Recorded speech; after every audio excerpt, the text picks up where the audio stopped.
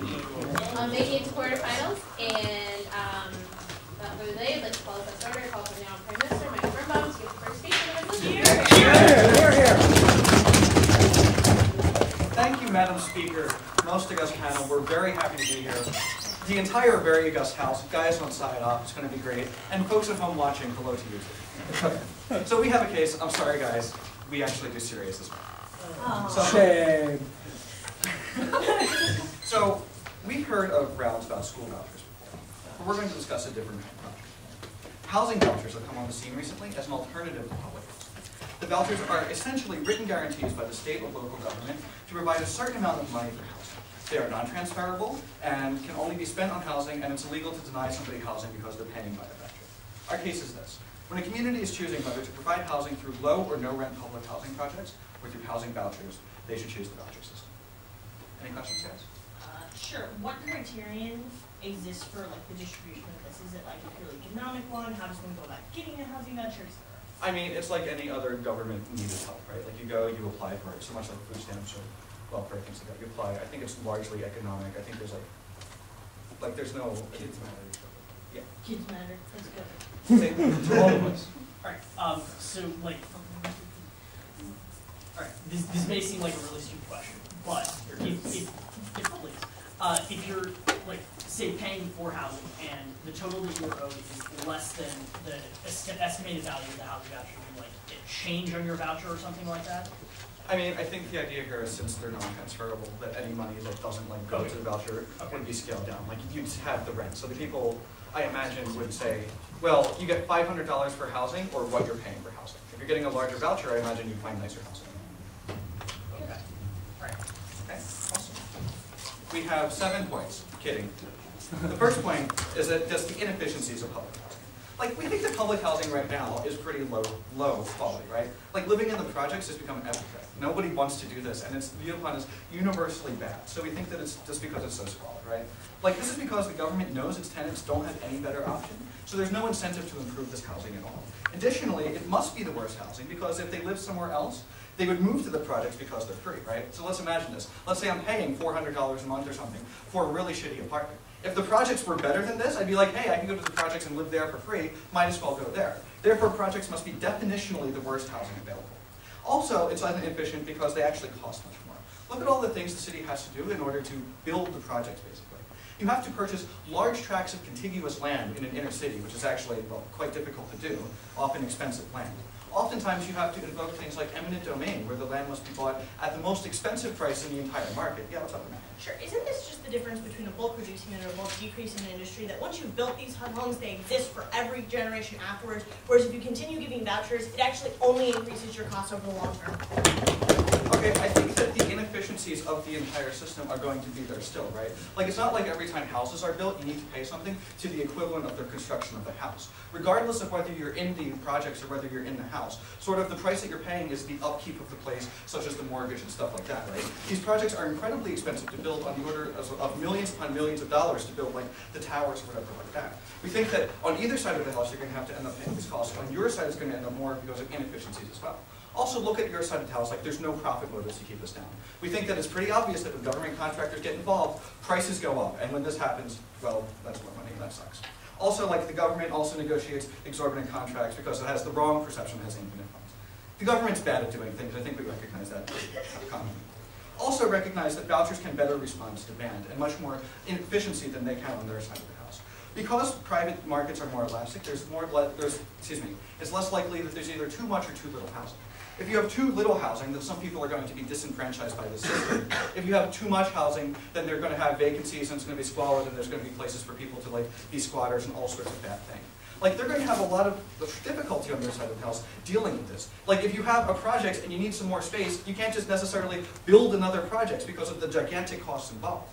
However, you can distribute more housing vouchers, allowing people to go wherever there may be housing. But secondly, and I think this is very important, is that these housing vouchers have much greater freedom. Individuals under our system can choose how important housing is to them. Public housing right now is take it or leave it. I can either, live there or not. So people on the margins can't do anything better. Let's say, for example, that I'm in a job and I'm making minimum wage and I have $100 or $200 a month that I'm able to spend on housing. It's money I can put aside. This is not enough money to live on my own, Madam Speaker. However, it is enough money to supplement housing. If I'm in the projects, that $200 isn't going to do much. I'm going to be able to put it in the bank and hope that one day I'll have enough to live somewhere. However, with the housing vouchers, I can use that money to supplement what I already have, live in a better neighborhood. Furthermore, housing vouchers are scalable, whereas theirs is not. Let's say that I'm making enough money where maybe I need some assistance, but I don't need the assistance of the entire housing projects, right? The government can give me a smaller voucher depending on my need, my location, and all of these things, which can't be done on their side of the house. Also, very importantly, on our side of the house, people can choose where they live. It allows more freedom in things like the job search in order to escape poverty. Right now, there's a fundamental divide, Madam Speaker, where sometimes where the jobs are is not where the housing is, and this is a large problem. If people can live closer to where jobs are, to make commute sort of an economically efficient thing, to make it sort of possible, you're going to have people who are going to be able to be more gainfully employed, more lucratively employed, and these things are important. Recognize that maybe there's a lot of work in your downtown area. It costs a lot of money to live downtown. We think that in order to do this, we think it's better to do this, allow people to live where they're going. Okay, sure, that's fine. Sure. Doesn't this just jeopardize their economic future at the point that you're forcing them to spend what would be their savings or go into a slum tenant institution where it's just enough that their voucher can afford it? I think that this housing is going to be cheaper no matter what, right? Like, I'm not going to say that you're going to get, like, McMansions on housing vouchers, right? But I still think that no matter what you're doing here, even if you're living in a place that's slightly seedier than, like, the richest neighborhoods, it's better than the projects, right? Nobody wants to live in the projects because they are the projects. These are the places that have the highest crime rates. These are the places that have the least efficient things. These are the places with the crappiest buildings. Look what I said at the very top of case. If these places were any worse, or excuse me, any better than where else you could live, people would live in them constantly because they are free. So, no. Also, we think that you could do things like on our side with freedom where to live, to choose schools that will provide children sort of like the best future, and also like places that are less conducive to crime. Basically, all this is saying is it provides people more freedom because maybe these people actually know where they could go for jobs, where they can go for gainful employment, where they could go that's best for their family. It oftentimes will not end up in the inner city where the projects are almost invariably located. Let's go to our last point. It ends the de facto segregation of people in society. It allows a greater diversity throughout society, allowing people to interact with all classes and better sort of account for social justices. Madam Speaker, it's very easy to ignore people who are worse off than you when they're sort of quarantined in their own part of the city that you never go to because there's no economic reason to go there and because it's dangerous to go there. If you have people in different economic situations living up with you, you can no longer ignore it. It allows integrations of social and economic classes that we just don't get in our system right now. Also, crime decreases all throughout society when you don't concentrate poor people, right? Like you can see like transitive neighborhoods where there are both sort of more wealthy middle class and also the lower class living together have just empirically less crime than places with just the lower class. This is because when you mix neighborhoods, these things are less likely to happen when you have the desperation and squalor that they're going to have on their side of the house. Also, it makes sure that the impoverished aren't all competing in the same jobs. And this gets back to our mobility point, and I'll end here, right? The idea that if you only have a certain number of low-paying, low-qualified jobs that these people can get, and they're located by their housing, there's going to be great competition. If we spread this out, if we allow people to get jobs no matter where they are, this is going to be better off. We're going to have more employed people on our side of the house. We're going to have a more efficient system. We're going to have better housing. We're very proud to propose. Great, I thank the Prime Minister and call upon the Leader of Opposition, Michael Childers, to open the case for the opposition. Here, here. Here, here. I'm tired.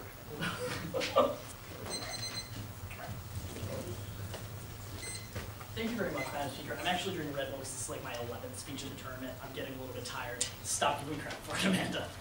Amanda, I know you're going to give a great MO. I love you. I've had a great time debating this weekend. Here, here. It's my turn. True friends on Sunday. Great case. I really like it. Can't wait to hear it. I'm tired. Sorry. So, Madam Speaker, Amanda and I have 3 independent reasons why we think housing vouchers are the wrong way to go here, and why we think that public housing is just significantly better. And the first thing that Amanda and I would tell you is kind of the obvious. Building new houses are better, rather than just leaving the same old dilapidated houses in construction and forcing people to live in strictly these places. We think it's important to note that at the point where you're building these public housing projects, like these are governmentally built projects. What does this mean? It means that it's actually going to be met with like standards of living and all of these standards of construction and decency. That means the house isn't going to necessarily just fall down. At the point where you're allowing housing vouchers to be paid to like individual, what we're going to call slumlords, we think that you get a really big problem on their side of the house with people just spending the absolute bare minimum in terms of upkeep on these places, you know, not taking care of like bug problems, all these other things that become health concerns, and not taking care of construction problems, thereby allowing like the building to actually collapse. We think that these are all really big problems on their side of the house that Zach's going to have to get up here and prove aren't going to happen for them to win this round. But what we would also tell you is what Amanda told you in her POI. The basic idea of, at the point where you're building all of these new houses, you're ensuring that you actually have housing for future generations. We think that this is really important because it's just kind of been empirically shown. The population is not getting smaller. The population is expanding. So we think at a point where you're going to need more housing because you can't just slump everybody in and give everybody housing via housing vouchers. Otherwise you have like 10 dudes living in one room, which is a problem in and of itself. We think on their side of the house, they're going to have to bite the harms of expending these housing vouchers and the money necessary to pay for those, and later, the prices of having to build new buildings anyway. We think on their side of the house, they accrue a much greater long-term cost, while they may be able to put like a short-term patch on this problem. Amanda and I are trying to solve the problem at the source, something we think is really important. But the last thing that we would tell you is just kind of the idea that this really just encourages people not to take action, not to actually improve their buildings or try and like take care of the poor population. At the point where you can say, well, these people have guaranteed housing, it no longer becomes a question of what the nature of this housing is. We think that this is problematic on a couple different levels. We feel at the point where you're no longer encouraging people to actually keep up with their building projects because they're being paid in, say, housing vouchers, which they may or may not esteem the value of as high as cash. You're necessarily locking these people into a building project that may or may not be good for their long-term stability in the future. We think that this is important because at the point where you're saying we are providing some kind of housing for the poor, much greater issues in terms of like homelessness and poverty get swept under the rug because we're saying we provided a short-term solution for these people. We think on our side of the house we actually take care of the homelessness problem at its root and try and improve not just giving these people some kind of housing, but actually giving these people long-term stability and viability within their lifestyle, i.e. actually a healthy life. So now I want to go case side. The first thing Mike gets up here and talks about is just kind of like the inefficiency and how that public housing must be horrible because otherwise people wouldn't pay high rent, they would just go to the projects. So there's some problems with Mike's analysis here. The projects aren't like this simple opt-in system where if you don't like the rent you're paying for the place you're paying, you can just like go to the projects. You have to actually show some kind of compelling need to governmental organization X that built said projects. We think that this is really important because he kind of linchpins the case to the idea that projects bad, housing vouchers good. We think at the point where Mike's analysis about public housing being bad falls, their entire case falls. But what we would also tell you, he brings up this whole idea of how this is like really expensive for the city because you have to, buy the land. You have to actually build real buildings. You can't just lock them in with the slum buildings. We think, as I said off case, they accrue all of the same costs on their side of the house, but significantly greater at the point where they're paying people's rents to slumlords in their intermediate period before they realize that they have to build these new public housing projects no matter what. But then Mike kind of tries to lock us into this dichotomy of, well, too much is bad and too little is bad. I think this is really interesting, Mr. Speaker, because if they're trying to make us defend building more public housing, I don't see how Amanda and I actually can accrue like too little housing for people. I think they accrue too little housing on their side when they actually say, well, we're going to give everybody housing vouchers to pay for home and housing, but they're not actually increasing the number of available housing units in the society. At that point, you're sending like 10 or 11 people to compete for exactly the same housing place within the society, not really solving the problem. Yeah. In the status quo, if there's more demand for housing than supply, new houses are built by private contractors. It's a lot easier to build a couple new housing units than it is to build a gigantic project in the middle of your city. So the interesting thing about this is your inefficiency point really falls here.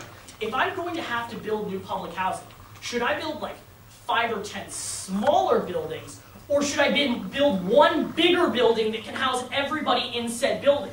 We think that there are significant inefficiencies on their side of the house at the point where they're having to levy, say, 5 or 6 construction crews to do patchwork solutions with 5 or 6 smaller apartment buildings, where on our side of the house, we can get 1 crew to build 1 building, which would actually eliminate the overlap and inefficiency that they garner on their side of the house. I love your smile. Exactly. Thank you. So the second thing that they get up here and talk, but furthermore, in terms of having too much housing, at the point where we provide too much housing, we actually drive down prices because now the people who are charging them really high rate for shitty housing have to charge them competitive rates because they have another place that they can show compelling interest to go to and actually opt into the project system. We think we actually create a better situation on our side of the house. So the second thing that Mike gets up here and says, he talks about housing freeze. Cross-apply all of my analysis about the too much, too little, but furthermore, I think Amanda's POI is really pertinent here. She gets up here and tells you, aren't you necessarily locking them into a system where you're giving them this set amount of housing vouchers that they now either have to spend their savings to cover the difference, or they're forced into even worse housing projects. We don't think that this is legitimate. We don't think that they solve for any kind of like slumlord degradation on their side of the house. But furthermore, Mike gets up here and starts talking about like crappy housing and how the system on mine and Amanda's side of the house is just really bad. Again, Mr. Speaker, I've given you a lot of analysis about why we think the governmentally built and maintained housing is significantly better than the privately built and maintained housing. The privately built maintained housing is only responsible to the bottom line, i.e. doing everything the cheapest, making the most profit. The governmental controlled housing actually has like some kind of responsibility and obligation to the people that are living there, i.e. their citizens. So the last thing they get up here and talk about is this idea of this eliminating de facto segregation. And they say that it's easy to ignore, but at the point where you have seamless integration, this all goes away. Amanda and I would say at the point where you have integration into the society, you're actually smoothing over a lot of the homelessness problems. At the point where you're creating like this one concentrated area where things are really bad, we think you create what we would call an eyesore on the situation, and people actually have an incentive to try and eliminate said eyesore because they don't like what's going on there. At the point where you have 15 or 20 elements integrated seamlessly into society, we would say it's actually significantly easier to ignore on their side of the house. On our side of the house, the problem is very apparent, very relevant, and very capable of being fixed. The last thing he gets up here and talks about is job competitions, and I'm closing up. What we would say in response to this, jobs don't move. You have public transportation systems. Just because you live on this side of town doesn't mean that you can't compete for a job on this side of town. Hop on the subway, go to the job. We don't think that they solve in any way for this. We are very proud to oppose. Here, here. Great. I think leader opposition and call upon the member of government, Patrick Stiglitz, to rebuild the government. Here.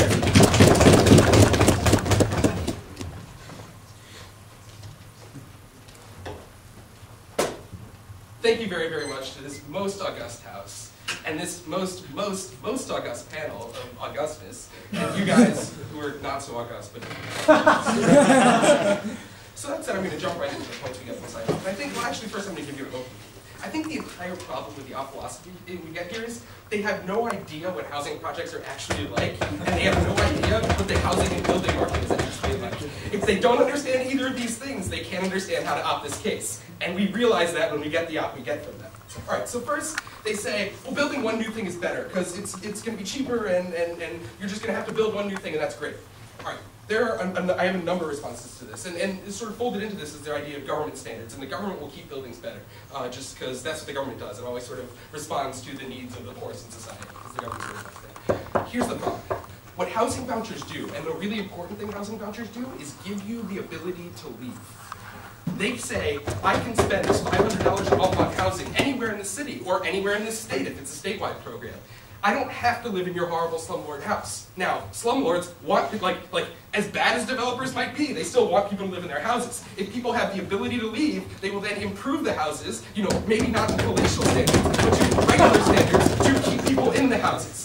If there's just one project, you can't leave because there's nowhere else you can go because the government says this is where you have to live. So if the government doesn't improve it, what are you going to do?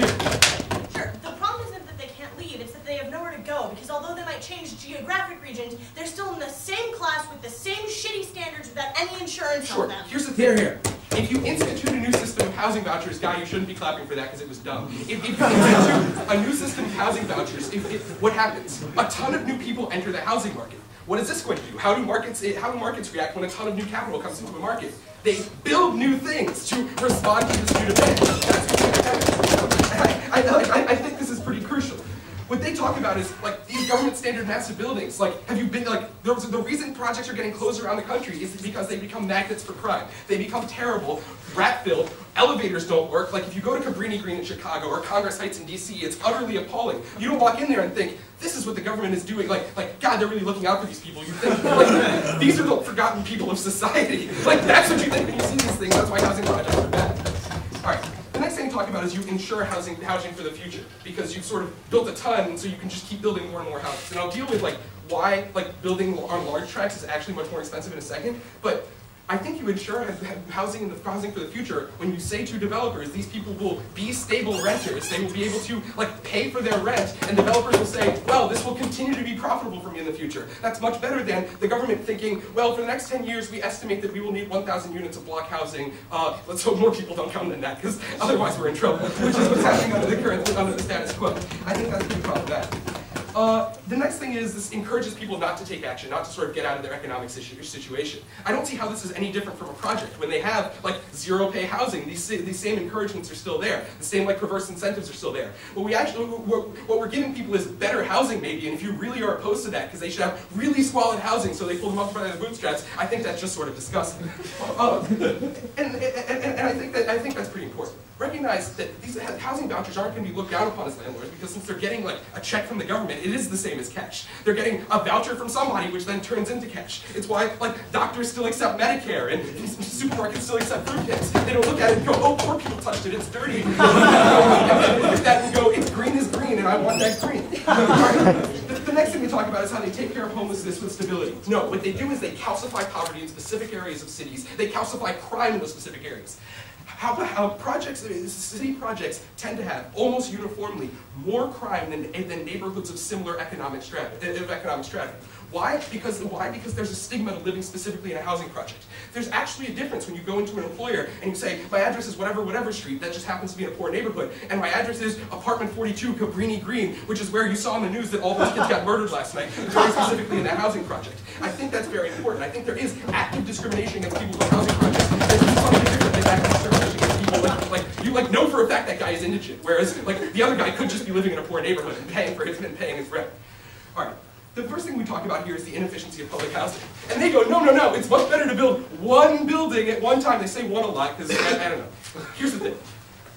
Buying large tracts of land is expensive. Because if you have one holdout who doesn't want to sell his one house, like he can then essentially hold the government hostage. Or the government has to use eminent domain. What's the problem with that? Eminent domain requires you to pay the highest market price for that specific housing. It actually raises the cost. Like if you look at like a satellite view of a city, right? There's lots of vacant lots around that city. If you fill those vacant lots, it's cheaper than like trying to buy one large tract where everything is there with a multitude of owners and you don't know what you're going to be paying for. It's actually significantly less efficient. It's much easier. It's like infinitely easier to get a deal done for a smaller building and cheaper to get a deal done for a smaller building than for a big building. And I think that's pretty important.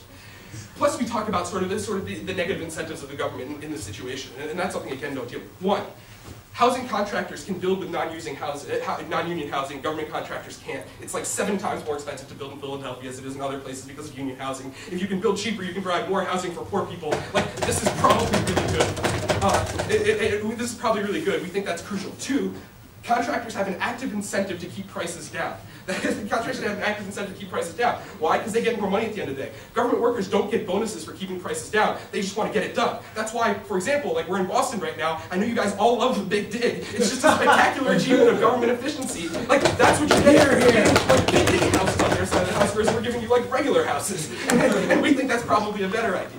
We think that because of the perverse incentives in government, because government isn't necessarily responsible to these people, like a lot of them are felons and can't vote. Like, when was the last time you really saw somebody going after the homeless vote? It just doesn't happen. There's no real incentive to make these projects significantly nicer. The problem occurs over and over and over again and compounds itself over and over again, and these problems just continue to get worse. That's what's happening. Right, now prices housing back. Oh, okay. So the next thing we talk about is the importance of freedom in choosing where you live. And they sort of poo-poo this point. They don't think it's that important, so whatever, you can get on public transportation. Listen, it's obviously cheaper for you to live closer to where you're working. You can wake up later, you can work more hours, you can do all sorts of things, you can spend less money on public transportation, because in a lot of cities it's scalable for that, sure. No. No, really. No. I think that's pretty clear. But in addition to that, we think it's generally good for people to have some choice about where they live, for people to have some choice in the markets. Maybe they like the food in one poor neighborhood more than the food in the other poor neighborhood. We think, all things being equal, it's okay for people to be allowed to make choices. We think they will generally be happier with their housing if they chose that housing themselves than if they were forced to choose that housing randomly. And remember, this isn't done necessarily just on a municipal level. Like, what if their jobs in one rural part of the state? We allow people to move out there. There may not be a housing project in that rural part of the state that happened to have gotten a factory, but there will be some sort of housing that these people can buy into with these vouchers. We think that's pretty great. Right, and then we talk, and then our final point is about the de facto end of segregation, right? And sort of all they really say is, no, this actually smooths over the homelessness eyesore, because you don't have this just horrible blot in the middle of the city. Like, part of that recognizes the horribleness of the housing project. But on top of that, what I'll say is this. People don't, they've clearly never been to a housing project, because if they had, they wouldn't be like this. I mean, their case wouldn't be like this. People ignore these things because they don't have to see them, because they avoid them, because they dodge around them, because they dance around them. That's how you just push them to the side of the city. In DC, they're actually on the other side of a river from where everybody else lives. That's what you do with housing projects. When you have people on vouchers moving into middle-class neighborhoods, that's fundamentally different. That's a different kind that eliminates this de facto segregation. It doesn't say that's poor people land very specifically. And I think having people enter into a free housing market is much better both for their self-esteem, which is important in this case, as well as for the quality of housing they're getting. I think that's pretty crucial. We say on our side of the house, we give people better access to jobs. We limit crime by ending this calcification of housing. We give people better housing, and we do it cheaper for the government. I just don't see the harms, and I don't think they've shown them to us. And for all those reasons, we continue.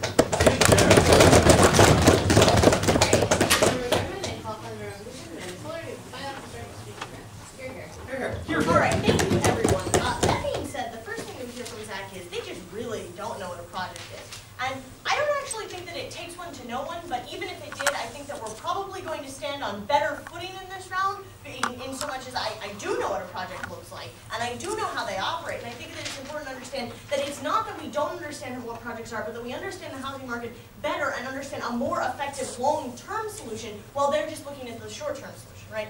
But additionally, what I want to tell you is that, look, this problem exists. The problem of poverty and the problem of homelessness, it exists. Yes, it does exist. But why does it exist? It exists because the private is inadequate to many of these things. The government social net often comes in when private markets are unable to make a profit off of these individuals. Now, I understand they say, well, look, we can make them make a profit off of it, but they can only do that by making private projects. They can only do that by making private slums. And at the point that they're going to put them in the same condition without any kind of insurance of adhering to government standards, which the government must necessarily do, what they do on their side of the house is pretend as though this problem does not exist. As pretend that if they've given it to the private sphere, well, the private sphere solved it because they're more effective than the government, because we all know that the government can't do anything. I think at the point that you recognize that the government actually has people's interests in mind rather than the buck, then it's more likely that they're going to be willing to make these situations better than to make them the least bad that they could make a profit off of, which is exactly what you get on the private side, which is exactly why you would get a private project. For example, which has cheaper rent, an apartment building or a house? This is why building one large project in a single lot is actually cheaper than buying lots of vacant lots scattered throughout many of the neighborhoods in a city. And I think that once you recognize that, then what you're going to see is that our side of the house and the idea of building government projects, in fact, is only going to translate into the same kind of response on the private sphere. But additionally, I also think it's important that no fewer people exist on their side of the house than ours. So they say, well, look, there's this house, we're going to flood the housing market and then everything will be solved. The problem, of course, is that there aren't new houses. Many of these individuals are now going to be displaced, and I think it's important to understand that I don't actually think many of them will get homes. I think that a good number of them will end up homeless because they cannot be profitable, right? And I think that no. And I think that that's what's really wrong on their side of the house. So the first thing that we talk about how building new houses is actually a better long-term solution. And this is simple. I asked this in the very first speech. It's the difference between a bulk reducing industry and a bulk increasing industry, right? And housing is a bulk reducing, which is to say that once you build the infrastructure, you continue to have that infrastructure and you only need to pay minimal cost to upkeep it, right? So the point that you build these houses, you have them forever for all of the people who need them. Sure. Sure. Upkeep costs are minimal unless it's a crime-ridden housing project where you need extra security, where you have lots of other problems that are innate because of the. I gotta tell you this. Projects aren't the only place with crime, and if you have people who are poor, you're inevitably going to be dealing with crime. Think about it. Think about your city. Any of your cities. I bet you can think maybe where the projects are, and I have to tell you this. If you can't think where the projects are in your city, think to yourself, I guarantee you that they are there, and you don't know where they are because they're not all this terrible. But more importantly, even if you know where your projects are, you can also think of neighborhoods which are just as bad and not projects. And let me tell you, they are poor, and they are minority, and they are theirs. And I think that that's what's really important, that there is at no point an elimination of the real problem on their side of the house, which is really what they're trying to do, and they're doing it wrong-headedly and incorrectly and infactually. So additionally, what we would tell you under here is that the government can at least guarantee standards of living, mainly because they're the individuals who enforce those standards of living, so they have a vested interest in seeing them. But additionally, we would tell you that, or what Zach tells you, that projects are appalling. Private projects are also going to be appalling. And here's the thing, they're like, well look, now they're free to move. They are no more free on their side of the house than they are with projects, because all they have is a $200 voucher, and let me tell you, that doesn't buy you a whole lot, right? It's not going to buy you any more. It's going to buy you the same system and be told that you are free, so you shouldn't bitch, right? And I think that it's really important to understand that all this does is it makes all poor people project people. It makes everyone in the same situation, and it extends the stigma that Zach is so concerned about to everyone. Because now, you don't have a stigma against the poor neighborhood because there's worse, like there's the projects. Now your stigma extends to everyone because they all might be the same kind of people. Why is this? Society is classist. And at no point does society stop being classist, even if you try and eliminate the line by which they have those classes, right? They will continue to discriminate and have the stigma against the poor on both sides of the house. Trying to blur the line does not actually solve the line, as Zach would have you believe. But the second thing that we tell you is about the development of slums, right? And I think that we've kind of talked about this already, right? But additionally, we would tell you that what we hear is landlords want this. It's guaranteed income, right? These individuals will continue to pay their rent.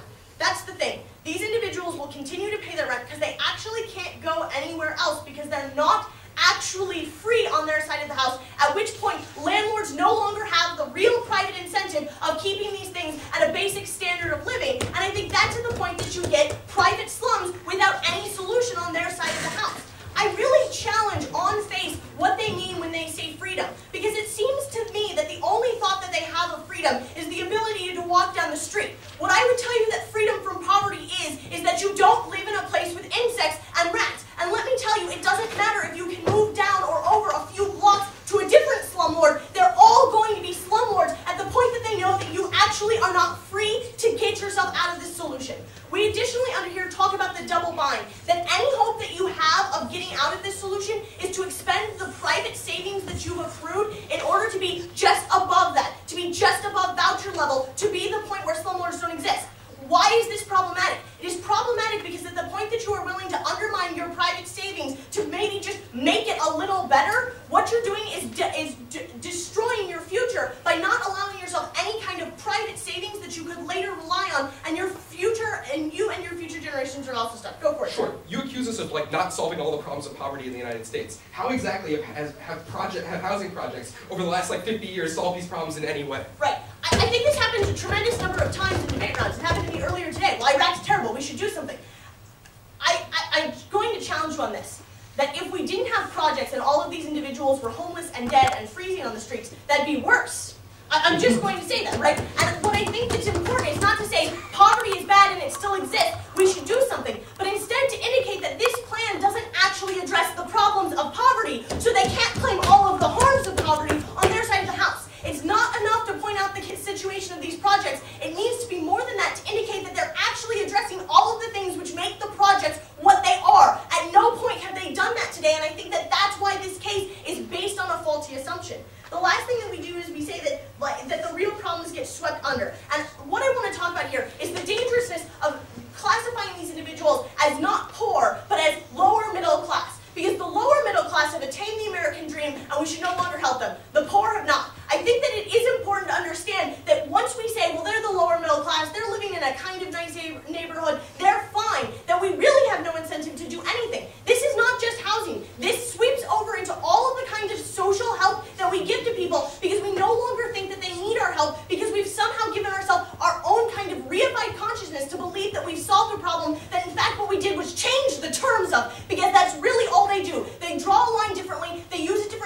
ideology. At no point have they made poor people less poor. And I think that that's the real problem. Let's go to their case briefly, because I think that a lot of these things are the same. The first thing they talk about is that it's inefficient. Well, I tell you that it's inefficient for many of the same reasons that the private sphere would be inefficient. But additionally, what we tell you is that, in fact, one of the inefficiencies is that they have to ensure, or attempt to ensure, in every possible instance, their own standards. This is something that private contractors will not do. This is something that private contractors will use the worst possible materials, the worst possible ethics. Non-union labor is bad in a lot of instances, right? I'm just going to go out and say that in many instances, abuse of working class individuals only drives them into these kinds of situations, right? I would tell you that the point that you're saying, well, we're more efficient because we're differently unethical, we're differently economically classist, is not acceptable. But additionally, I would tell you that lots of private contractors use bad building practices in order to cut costs, which is exactly what they allow on their side of the house that the government cannot do. That's why it's inefficient. It's inefficient because it's better, and I think that that's something that they need to understand. The second thing they talk about is housing freedom. I've already told you about how housing freedom is not, in fact, a real freedom, right? Freedom of movement is not actual freedom from poverty, and that's something that I don't think that they understand. But additionally, the only thing that they say is, well, projects are definitionally worse, right? Projects aren't definitionally worse. I can tell you that lots of things are very worse, and I would tell you that that's exactly what they're producing on their side of the house. The final thing that they say is that this is that de facto segregation ends. I tell you that the problem is that nothing real changes, right? And at the point that nothing real changes, to tell yourself and convince yourself and fool yourself that something is a terrible, terrible detriment to any kind of social good that you would want to see for these individuals. We're happy to oppose. Here, here.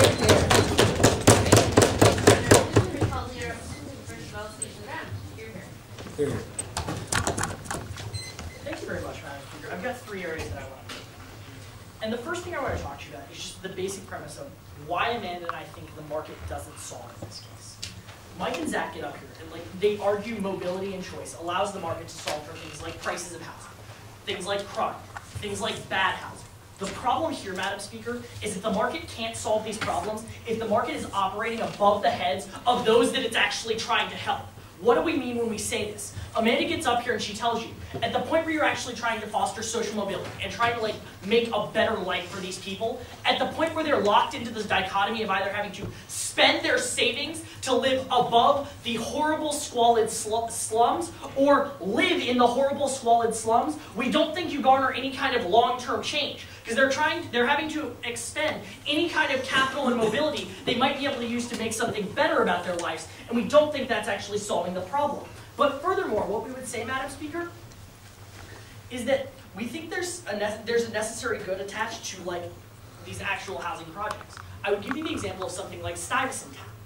Anybody from New York can see Stuyvesant Town was a really bad area when it first started off. At the point where you have this public housing project that's governmentally administered, you have the ability for the government to actually take an active role within this area and try and improve said area.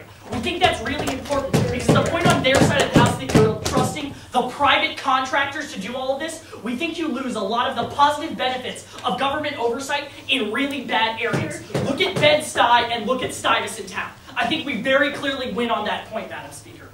But the second thing that we would talk to you about is just we get better housing on our side of the house. We've made a really big deal about the standards that are going to be followed when you actually have government contractors versus private contractors. Amanda just got up here and railed about how contractors are only responsible to the absolute bottom line. What does this mean, Madam Speaker? This means that they're going to cut costs wherever necessary.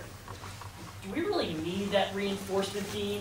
Is the roof really going to fall? No, they're going to say we don't need this third reinforcement beam because that's going to cost $50 more. They're going to say this hurts the bottom line.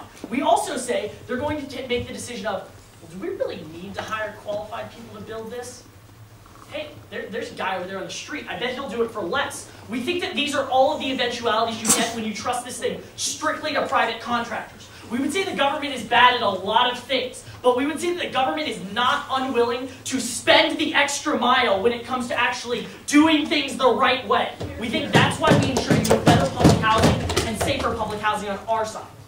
But the last thing that I would talk to you about is just the future market. Because Amanda and I have said we're willing to bite the bullet and say that more housing is better than less housing. We think that eliminates any kind of options and externalities that they're trying to accrue on their side of the house. What we would tell you, Mr. Speaker, is that on our side of the House, you get more housing. You're going to be able to use this in the future. It's not like these things are going to remain vacant for all eternity. On their side of the House, they don't give you more housing. They just simply give you new ways to pay for the same available housing. So you now have, instead of 5 homeless people being able to compete for this one spot of housing, you now have 10 homeless people that can compete for the same spot of housing. You don't get 10 new places for these 10 homeless people. You still end up with 9 homeless on their side of the House.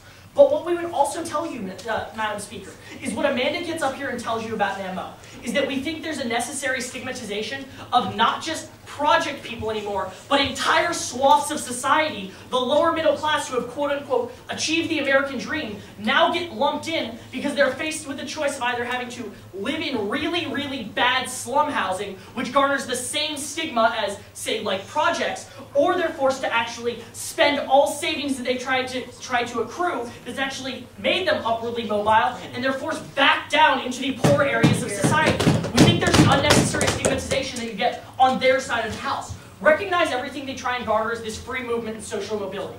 On their side of the House, the free movement exists, the ability to move from Slumlord 1 instead of Slumlord 2. You don't have any other options on their side of the House because everything's lumped in with private housing vouchers, no more government backpedaling, no way to actually opt into this other system that gives you actual leverage against these slumlords and ways to keep their prices low. For these reasons, we're very proud of it.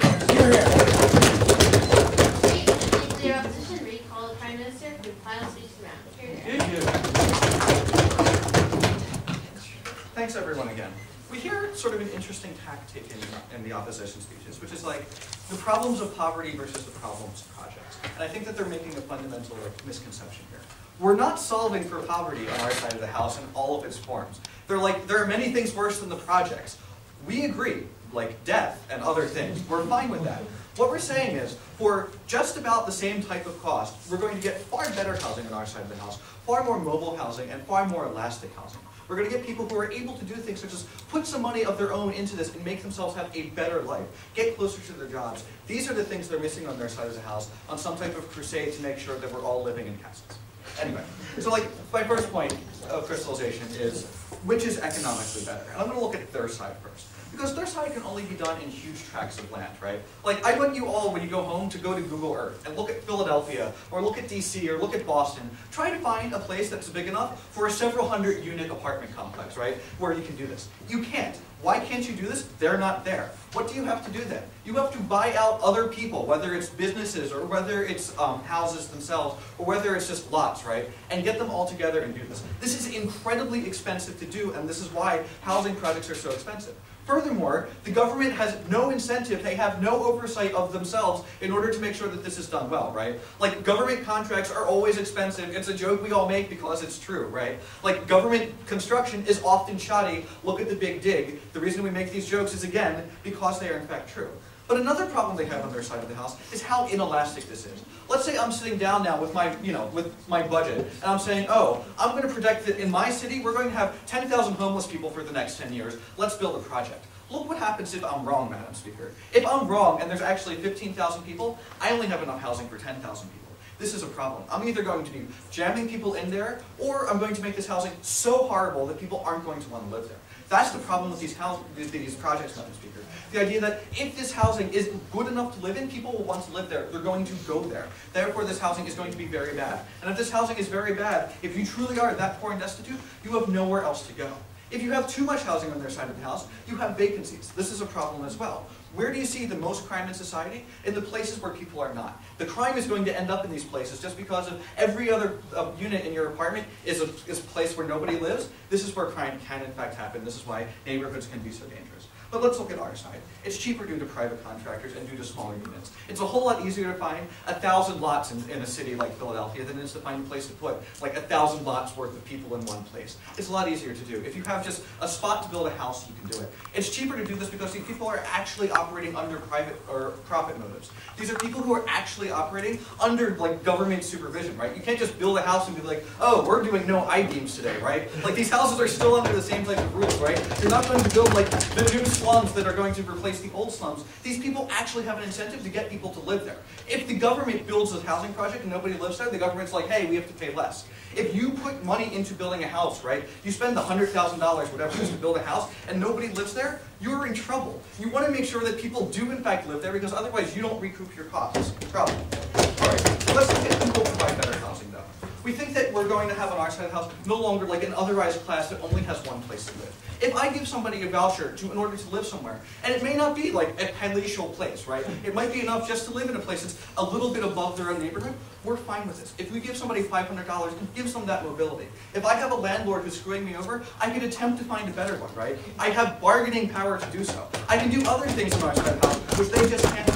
If you're at the slum and it isn't working out for you, that's pretty much all that you have, right? Profit incentives will make sure that this housing is livable. Because look, unless there's like some sort of like slumlord cartel, right? There's going to be one guy who realizes, oh, I can do housing for this type of price. The other guys are screwing them over. I'm going to advertise, hey, we have heat in our housing. Come here, right? Like the idea that if you can outcompete people to make this money, they're going to do this. This is why when people leave your slumlord housing, and they realize, oh, perhaps we should begin heating our building, they're going to begin having better housing there too. Also, like two things that I think they fundamentally drop is that we can supplement income on our side of the house and give partial vouchers. Let's say that you're a family that doesn't have enough to afford housing on yourself. Under their system, their choices are the projects or like the projects, right? A couple $100s a month isn't enough. This was in my second independent point before you pushed my me. But let's look at what happens on our side. You get the $500 voucher, and if you're working at Walmart and making like $10 an hour, you're going to be able to supplement. You have enough to go a little above beyond and go into the lower middle class. This is important. This isn't tapping your life savings, Madam Speaker. This is the idea that if I'm making enough not to be completely destitute, but not enough to live in my own housing, I have something in between. Furthermore, we can get partial vouchers on this, right? Let's say that I'm sort of poor and really hurting. I can get a $250 voucher instead of a $500 voucher. You can't give somebody like half a project to live in on their side of the house. We have an entire other class that we can help on our side of the house. They're like, oh, but then the lower middle class will also be otherized. We have a housing project in Philadelphia that's a lot like these housing vouchers, where people move into a neighborhood such as mine, which is lower middle class. We don't, as a neighborhood now, become worse off, right? The vast majority of people in any of these neighborhoods were there. The stigma of the projects for these like 1,000 people or so in the projects is far greater. If you're in a large neighborhood, it's gone, right? Like, I don't think that we should be waiting until everybody could be of the absolute upper class in order to help the worst off in our society. Just in closing, though, there's other benefits for everybody too. It's reducing segregation. It's getting people closer to the work. Something Zach brings up that we don't hear from Amanda is the idea, like statewide projects, you can go to the rural areas, right? You can't like build a rural project, right? There's not enough people there, but there is housing out there as well. We're going to have less crime in an integrated society. There are many reasons to do this. Let's go ahead and make the best housing we can.